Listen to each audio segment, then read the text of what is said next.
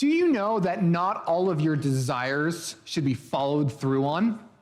Like, not everything you want to do is something you should do, right? That seems pretty obvious, but again, from the mouth of babes, it's interesting. I was on vacation up in the mountains recently, and we went hiking I took one of my daughters on a daddy-daughter date. We do this thing. Liz takes our son out on a date. I take each of the girls out on a date, and we make it a special time. And I was hiking up the hill, and we went up this steep dirt hill, climbed up, and then there's this big rock. And we climbed up on this big rock, and we sat looking out over a valley. And below us in the valley was a freeway. And my daughter, instead of looking at the mountains ahead, looks down at the freeway and goes, "Daddy, I really want to run into the middle of that freeway, but I'm not going to because I know that would end really badly." Good point, child. I'm glad you realized that. And I think this is a key part of the Christian life. We do not deny that we have bad desires. We do not deny that we want to do sinful things, because we do. Until we're in heaven, we always will. But what we do say is, I trust when God says that is a bad thing. That will end badly for me, and so I fight it with all my heart. Again, from the mouth of babes, they point out these interesting things. We're like, that's true. And I want, as we go through Psalm 36, to try and show you how David, and God inspiring him, is showing us how to look down these paths and say, where does this lead? And do I want to take that path? Look forward and say, what will be the result? If I may want to do that, but what will happen if I do? If you haven't already opened to Psalm 36, please do so in your Bible. Quick, just comment. There is a context on Psalms 35 through 38. Sometimes we look at the Psalms as just being individuals, and they can be brought individually, but many Bible teachers would rightfully argue that there is a specific order to these Psalms. 35 through 38 are all divine meditations on the wickedness in the world around us. David's looking and wondering, why should I not be like them? Psalm 35 is this call to judge the wicked. Lord, please do something. They seem like they're getting away with it. And we see here in verse 12 of chapter 36, the response that, yes, they do get judged. This contrast between the wicked and the righteous. Chapter 37, or Psalm 37, is this reminder that while the wicked may prosper in the short run, not in the long term, it is the righteous who will inherit the land. It is the righteous who will be blessed. So I would encourage you, if you ever get this sense and you look at the people around you and you're like, man, they're getting away with it. Why don't I just join in? If I can't beat them, I might as well join them, right? Stop and read Psalm 37 through 38 and be reminded of God's point of view, that it does not end well for the wicked. You may also notice that there is a title of the psalm. You're going to remember that, you might have in bold what the Bible editors put in there, but then you have the phrase, to the choir master of David, the servant of the Lord, the servant of Yahweh. That is the inspired title given by God through David. And it's pointing out the fact that David is king, but he's also, more importantly, servant of Yahweh. And so David's not here just calling us to say, hey, listen to the king who's wise and successful and has beaten a bunch of enemies. No, he's saying, listen to the God of the universe. Listen to the God who has created us. And as he goes through this, what he's telling us to do is how we should be directing your thoughts when you see the ways of the wicked. How in the world should I direct my thoughts? What should I think about when I see the ways of the wicked? It's broken up into two parts. The first part of the psalm, which is verses 1 through 9, is him comparing these two paths. And the second half is him saying, okay, I will trust God now based on what I have just meditated on. That's verses 10 through 12. So if you're taking notes, you'll see part 1 of this psalm, verses 1 through 9, is deliberate on the destruction or on the destination of the two paths. Deliberate on the destination of the two paths. Think about it. Where do these two paths lead? The first path is the way of the wicked, which is fantasy. The way of the wicked is ultimately just a fantasy. Verse 1 through 4. Transgression speaks to the wicked deep in his heart. There is no fear of God before his eyes, for he flatters himself with his own eyes, that his iniquity cannot be found out and hated. The words of his mouth are trouble and deceit. He has ceased to act wisely and do good. He plots trouble while on his bed. He sets himself in a way that is not good. He does not reject evil. David is laying out the fantasy of the path of wickedness. Now, he's working through this and he's discussing and kind of thinking and pondering over, why do the wicked ignore the commands of God? Why do they hear what God says and say, no, I think I know better? Now, verse 1 has some challenging translation issues.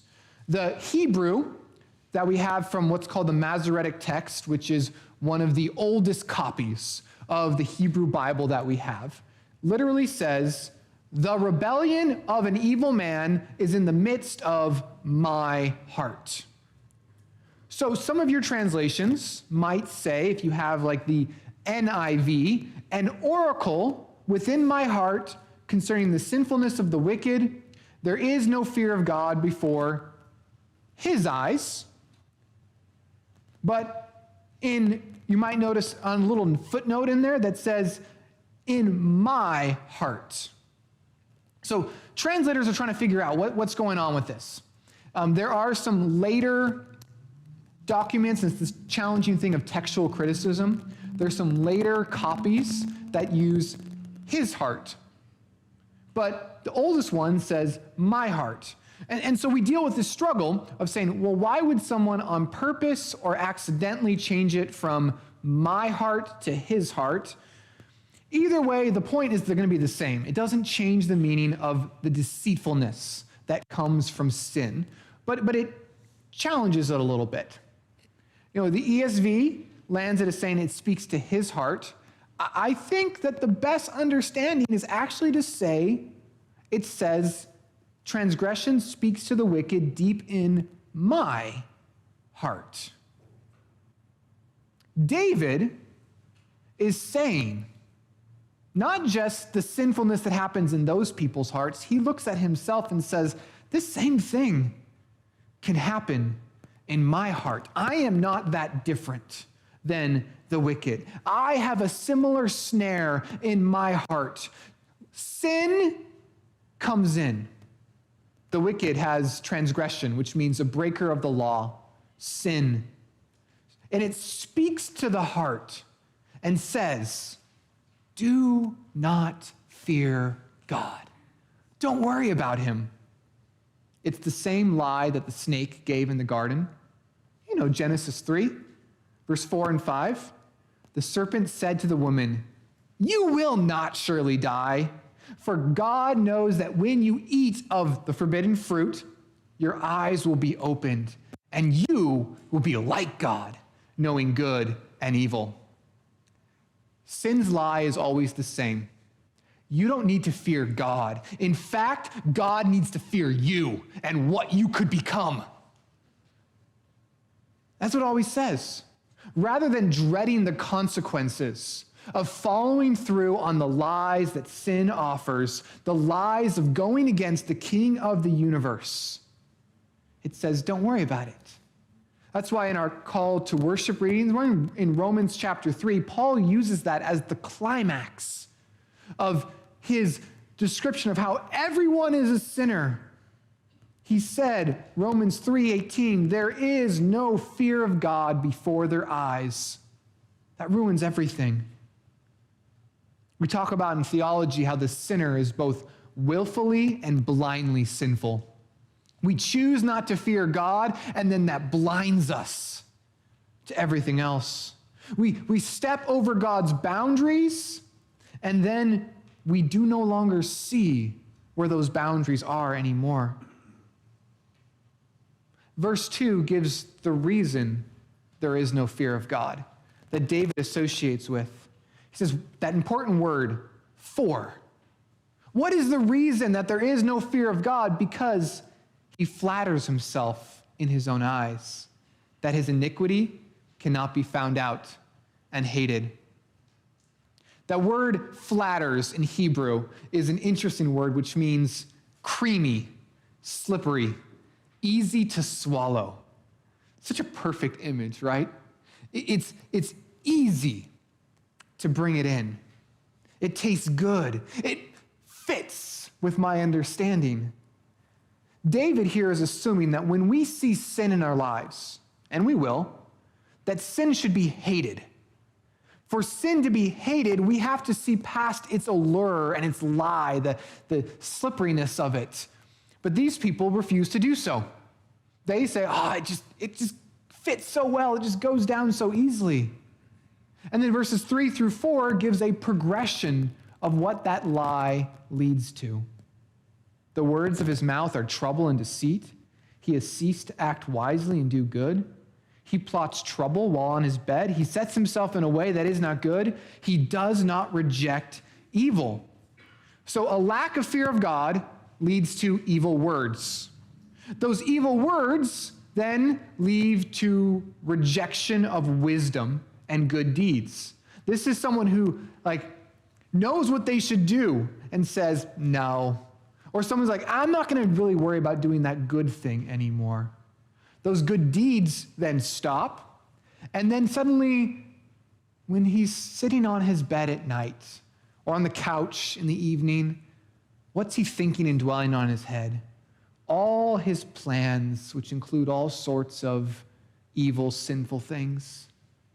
As Proverbs 23, verse 7 says, as a man thinketh in his heart, so he is, according to the King James Version. And this is the man who fantasizes about forbidden things and then takes the next step. He does not reject them. He thinks and meditates them, and then he starts sliding in. He no longer resists the call to evil actions. David says that the path towards a wicked life begins with a lack of fearing God and thinking, my sin's not so bad. Interestingly, I was reading online this past week how the scientist personality, he's a personality, Neil deGrasse Tyson, was given this description of the world. And he said that the height from the deepest trenches in the ocean to the highest mountain is only a maximum distance of about 12 miles, which, you think about that, you drive 12 miles pretty quickly in your car going 60 miles per hour, 70, 80 miles per hour, maybe. But he said Earth's diameter is more around 8,000 miles. 12 miles, 8,000 miles. So he talks about this, like if you had a gigantic cosmic finger and you picked up the earth and you rubbed it, it would feel as smooth as a pool ball. Just briefly, because those divots would be so mild in comparison to the whole diameter. And people often say, well, in the vast nature of the cosmos, my sin isn't very much. When I look at other people around me, my sin is tiny. I just do these things. It's not really that bad. It doesn't matter. And yet I can promise you, every climber sitting at the foot of Mount Everest, looking up and saying, I'm going to climb that height matters, does it not? And every person that you and I sin against, our sin matters. whether it's big or small. And most importantly, the God of the universe, who is so pure that he cannot even look upon evil. It matters. We must remember God notices. In a commentary on this chapter, I found it very helpful. James Johnston, a theologian and pastor, writes about different ways that we might believe lies. How might we fall into these different lies? And he says, some people say to themselves, you know what? I'll repent later. I've got time, right? You know, it's okay. I'll live my life now, and when I'm old and I've had all my fun, then I'll repent and I'll say sorry to God and I'll be forgiven. But no one knows the time of their judgment. God warns about those who say, I will be filled, and he says, your life is demanded of you tonight. Other people will go through it and say, you know what? Look, I'm pretty good. I've done good things. Look at all the good deeds I've done. But God cannot be bribed. Jesus said to those who said, look, we've done miracles in your name. Be gone from me. I never knew you. It's not about your righteousness. It's about God's and what he has done. Third, see, well, but I have a good Christian family. I've been in the church since I was in nursery. I know all the catechism questions. Like, those kids got nothing on me, right? But Jesus condemned those who said, we have Abraham as our father. Others may flatter themselves and say, I have the right doctrine. I know my Bible better than anyone else in this church. I can tell you the truth of God's word. But James 2 tells us that the angels believe that God is one. And they shudder. The demons believe, the fallen angels, the demons believe that God is one, and they shudder. Satan's theology is better than all of ours. Maybe take a minute in your notes or reflecting on it and jot down some other ways. What are ways that people believe the lie that my sin doesn't matter, that I'm fine all on my own, that I don't need God, and then that takes them down the path of making excuse for living contrary to God? You might have ones that never even thought of. You write them down, think about them, maybe discuss them later. Now, thankfully, David doesn't just end there and just say, they don't reject evil and it's horrible. He turns to some positives, saying, secondly, the way of God is fulfilling. The way of the wicked may be fantasy, but the way of God is fulfilling. Verses 5 through 9. Your steadfast love, O Lord, extends to the heavens, your faithfulness to the clouds. Your righteousness is like the mountains of God. Your judgments are like the great deep. Man and beast, you save, O Lord. How precious is your steadfast love, O God. The children of mankind take refuge in the shadow of your wings. They feast on the abundance of your house, and you give them drink from the river of your delights. For with you is the fountain of life. In your light do we see light. Verse 5 returns to that wonderful Hebrew word, hesed.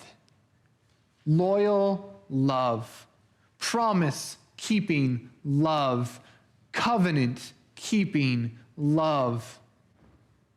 Remember, as we've read through these Psalms, David does not consider himself sinless. David asks for forgiveness often. And I would argue from verse 1, David is actually saying that this same thing happens in his own heart. He is tempted by these same lies that the wicked believe. The mark of the wicked person is one who says, oh, I don't sin. I'm not tempted by any of that. It's no big deal. David sees his sin. He hates his sin, and he finds hope in something greater than himself. He finds hope in God's love, which extends beyond the stars themselves. Someone said that God's love is like a guiding star in the heavens, beckoning wayfaring sinners. It draws us. When we see our sin, when we compare the evil of the world, what are we supposed to do but look to him whose love is further than the heavens, whose faithfulness reaches beyond the skies themselves. In verse 6, he reflects on God's righteousness and his just judgments. His righteousness, his judgments, his holy standard is firm and reliable like a mountain. It doesn't change. It's there. You go into a neighborhood again, maybe go to your old hometown, and you look around and you see different buildings, places torn down, new things built, street names changed, whole streets moved. But you know what stays the same? The mountain range. That doesn't move, right? And his judgments are as powerful and consuming as the seas themselves. Someone gets dropped into the sea and they are just sucked under. Like a just judge who comes in and vindicates the innocent, God protects his creation from destructive forces. Into verse 6 says, man and beast you save, O Lord. No matter how deep someone's sin, God's grace is deeper still. No matter how high his moral debt, God's righteous mountains are taller still. As Romans 5:20 says, the law came to increase the trespass. But where sin increased, grace abounded all the more. God is more powerful than our sin. See, notice what David's doing. He's weighing the lies that the wicked listen to with the solid gold weight of God's glory. And it exposes the empty lies that sin offers. He's looking to God and saying, God, you're so much greater and grander. And then he doesn't just stop there. He goes on to give 5 blessings of those who follow God. He goes through and says, well, not only is God great, but he gives great things to his people. He says, first, God gives protection. We saw that a little bit at the end of verse 6, man and beast you save. And he says, how precious is your steadfast love, O God. The children of mankind take refuge in the shadow of your wings. This is a great image, like a mother hen covering her chick. As I was preparing, I read the story of napalm being dropped on Hiroshima during World War II. And everything was burned, and a Japanese man returned home to find one of his hens scorched, completely burned. But safely under her wings were her little chicks, completely unharmed by the burning oil dropped upon them. God, in the same way, sacrifices himself to save us, to cover us. The blood of Christ prevents the judgment from falling. Secondly, in verse 8, we see satisfaction offered. They feast on the abundance of your house. You give them drink from the river of your delights. Those who follow God will find abundance and blessing. That word abundance means fat. Like, these are not the scraps given out at food kitchens, but these are the delicious cuts of meat that you go over to someone's house and they bring out the best. This is abundance offered, a full stomach, followed by joy. There will be joy, the river of delights. Delights and happiness, giving ultimately God himself to them. The last two are life and light. He says the fountain of life itself in verse 9. For with you is the fountain of life. In your light do we see light.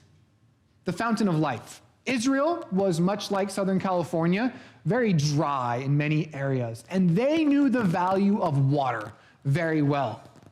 They knew if it didn't rain, they would die. And so they collected their water in aqueducts and in storage things underneath the ground called cisterns. It was interesting. I was doing a quick Google search. Uncle Google is always very helpful. And I discovered that half of Southern California water comes from two aqueducts, the Los Angeles Aqueduct and the Colorado River Aqueduct, giving us half of our water. And you might imagine the foolishness of someone who would say, why do we need to do this? Like, how much money are we spending for Northern California to send us their water? Like, we have a whole ocean out here on our shore. Let's just use the ocean water. And Israel does just that, choosing undrinkable water over the life-giving water of God. You can jot this passage down to look at later, but it's so essential. Jeremiah 2. Jeremiah 2, verse 12 through 13, begins Jeremiah's just loving tearing apart of the people of Israel and their sin and their rejection of God. In Jeremiah 2, verse 12 through 13, he says, "Be appalled, O heavens, at this. Be shocked. Be utterly desolate, declares the Lord. For my people have committed two evils. They have forsaken me, the fountain of living waters, and they've hewed out for themselves cisterns, broken cisterns that cannot hold water." See, God is the source of life. Both literally, we cannot live without him upholding us, but metaphorically of a good life, and the flattering lies of sin, which say, don't worry about him, worry about you. That wicked alternative always comes in. It's never just reject God. It's always fulfill his place with something else. And those things cut us off from the very source of life. We always replace God with idols. We always try and find life-giving water somewhere else. But God is the only true source. The last blessing he gives is the light. In your light do we see light. It is by God's light that we're able to see anything else. Like the sun reflecting off the moon, which allows us to see at night. See, when you read the Gospels, your mind must be drawn to passages like John 8:12, which Jesus said, "I am the light of the world. Whoever follows me will not walk in darkness, but will have the light of life." Jesus wasn't just coming up with clever phrases and like, I got a really good image right here. I'm going to use this idea of light. Like, he was a man who knew his Old Testament and who spoke to people who knew their Old Testament. And so when he says that, he is saying, I'm God. I'm not just a light out there. I am this very light that allows you to see all other lights. A person's deepest longing to know God personally, to make the world make sense, will only be satisfied in knowing Jesus Christ. See, David uses the tool of his eyes to focus on God and the blessings of God to refute the lies that the wicked are believing. Make sense? It's similar to the discontentment that grows in our own hearts at times. Whether it's at Christmas time and you see all these cards of these perfect families with their great smiles and their perfect life and standing in front of their perfect toys, or you look on social media and you see all these things that people are doing and having, and you're like, well, I want that. Why don't I have that life? Or you hear stories of people telling about the trips they went on, or their perfect family, or their great promotion, the things they were able to do and have, and you're like, why does God hate me? Why don't I have any of those things? Then maybe you look at your own Christmas cards, your own social media posts, you listen to your own stories, and you're like, wait a second, I want my life. My life looks pretty good through that lens, doesn't it? Which is the foolishness of comparison. We don't know people's stories, but there's also the benefit of just stopping and being like, how has God blessed me? There's a reason in Philippians 4 when he says, do not be anxious about anything, but in everything, with thanksgiving, present your requests to God. Through prayer and petition, with thanksgiving, present your requests to God. There's this power of thanksgiving, and David is doing that. You see, he's saying, let me focus on God and remember the blessings that God gives. Where does that path end instead? We need to take our eyes off the lies by seeing the greater worth in God, in Jesus Christ. To anyone who is an unbeliever here, whether you're new and you just walked through the door, maybe someone brought you, or some of us have been in church our whole lives. But we believe those lies, right? Where we're like, no, I'm in church because I'm a good person. Or I'm in church because I know all the answers. Or I'm in church because that's just what you do. Rather than, I'm in church to love and serve the living God of the universe. We have to remember there's good news in Jesus Christ, who didn't just come as a wise teacher or a good example. He claimed to be God. He claimed to live a perfect life that you and I are supposed to live and that we don't. And his life came to a very abrupt end when people like you and me believed that they could be better than him, that they did not need him, that they were actually more terrifying than he was, and they would silence him. Every one of us has sin in the same way. We all have these lies that we believe. We deserve the judgment of God because our rejection of him, our wicked actions, our wicked thoughts, our wicked desires. But Jesus didn't just die at the hand of wicked men. Jesus died at the hands of his Father in heaven because his Father poured all of his wrath, all of his anger upon Jesus that was supposed to go to sinners like you and me. And so while we may continually fail, Jesus didn't. While we sin, Jesus said, no, I won't believe that.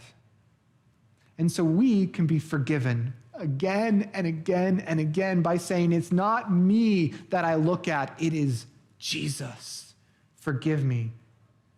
If you've never confessed that reality, that you are a sinner who has done wrong things and wanted wrong things, and that God needs to forgive you and make it right, talk to someone today. You can talk to one of the pastors. You can talk to anyone around you about that and say, what does it mean to confess that and to follow Jesus? But also Christians. You know this. We do this all the time.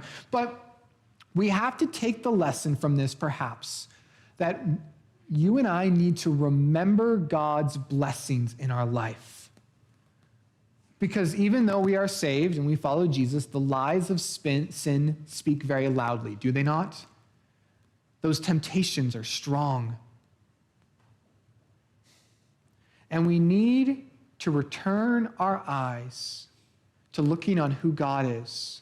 And we need to listen to what he has given us and use your theology for life and say, which way will I go? And where will that path take me?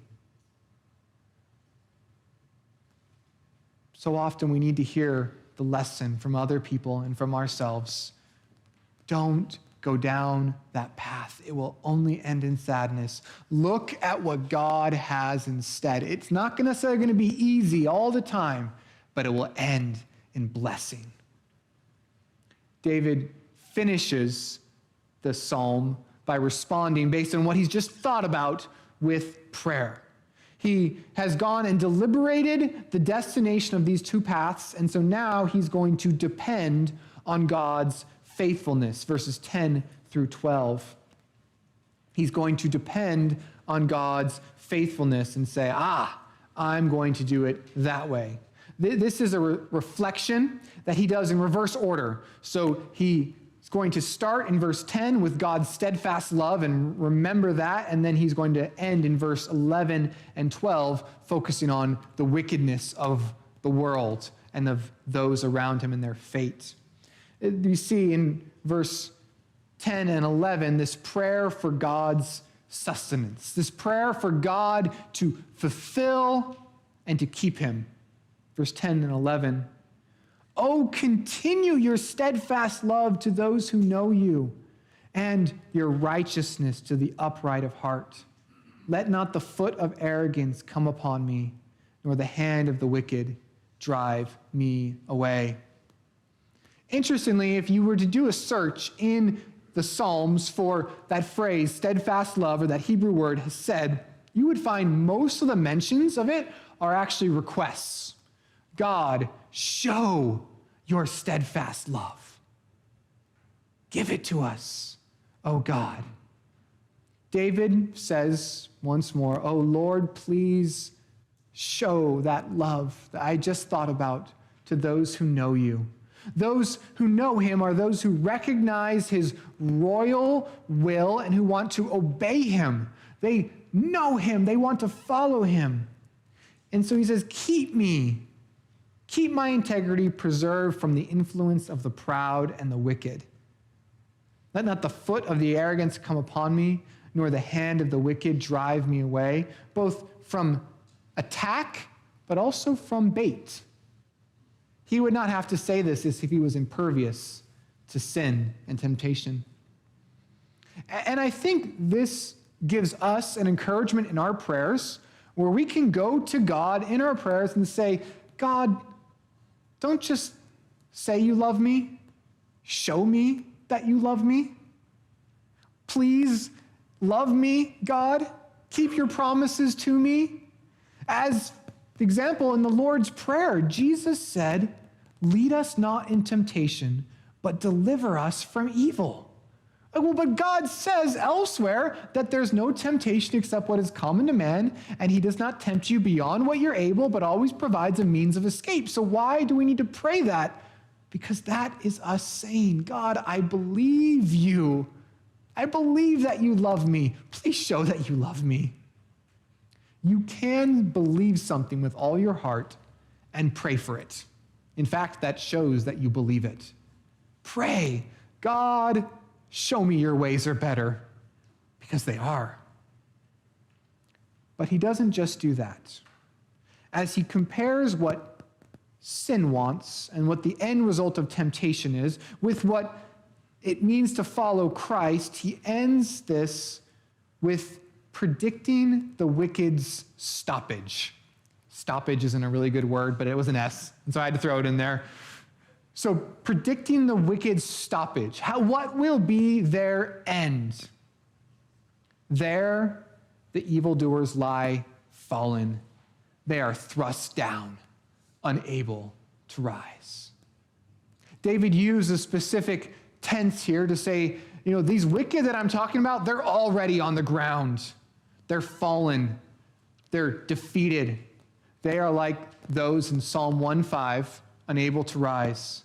Psalm 1:5 says, the wicked will not stand in judgment, nor sinners in the congregation of the righteous. They will be laid low. The wicked worship fleeting pleasures, and at the end, they will regret it. See, a time of ease, especially an ease of conscience, that never accuses you, and you never feel bad. And that does feel good in the short run, doesn't it? Like, we all like our conscience not accusing us and telling me, you're a good person. Look at all the good deeds you do. But we have to remember the end of that path. Puritan pastor Daniel Crawday, you can find this quote partially in your bulletin as well to think about.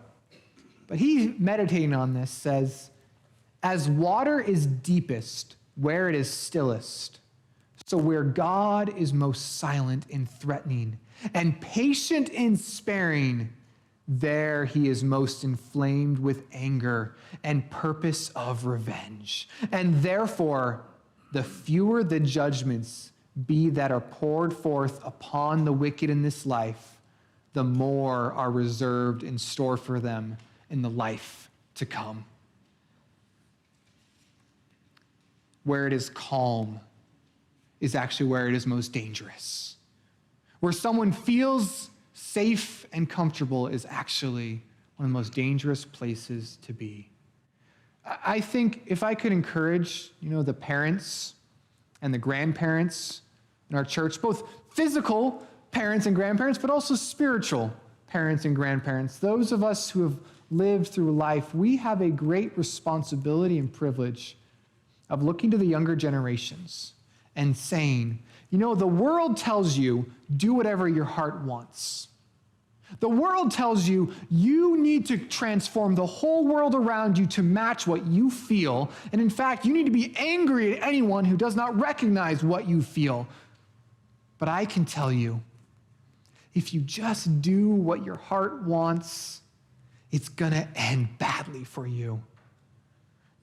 Some of you have lived very sinful lives outside of Christ for a long time, and you're still dealing with some of the consequences of those actions. And you feel the pain of that. And you need to share some of those stories. Listen to people and they share some of the struggles, and you need to come back and be like, let me tell you about how I did exactly what I wanted, and it ended so badly. Let me tell you how that is not a good path to follow. And let me tell you about Jesus. Now his path is better. Those stories need to be told, that the evildoers, the path of my life is just comfortable, I'm going to do whatever I want, will end in a painful place. And many of you can testify to that. Now, we've seen throughout all of this, David deliberate on the end of those two paths. Which way will they go? And which one do I want to take then? And then when he has thought about that, he dives in dedicating himself to God's way and says, Lord, I know which path to take. May I take that and follow you. And as I began with, may I encourage us to realize that all of us can be wicked. We need to look not to ourselves and our own self-control, but to the faithfulness of God. On May 11th, 1960, a team of Israeli Mossad agents went into Buenos Aires, Argentina, and they grabbed and they brought back to Israel the Nazi war criminal Adolf Eichmann. They brought him there for trial before the Jews in Israel, many who he had had in his concentration camps and related to those he had sent to death in concentration camps. There's video recording of perhaps one of the most dramatic moments as a man named Yael Dinyer, a concentration camp survivor, got up and took the stand.